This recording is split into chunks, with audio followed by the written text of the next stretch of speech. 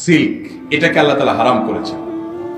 কিন্তু পুরুষরা এখন সিল্ক পরেন তো পরেন। সিল্কের জামা দেখেন না আপনারা? সিল্কের জামা বাজারে যেসব সিল্কের জামা পাওয়া যায় বেশিরভাগ এগুলো 2 নম্বর, অতএব এগুলো পড়লে অসুবিধা নেই।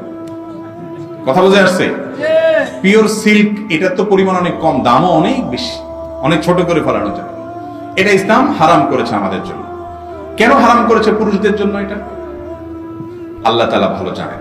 আল্লাহ তাআলা অনেক কিছু হারাম করেছেন, তার রহস্য আমরা হয়তো বুঝেছি 1400 বছর পরে, 1300 বছর পরে, কিংবা হয়তো আরো পরে বুঝবো।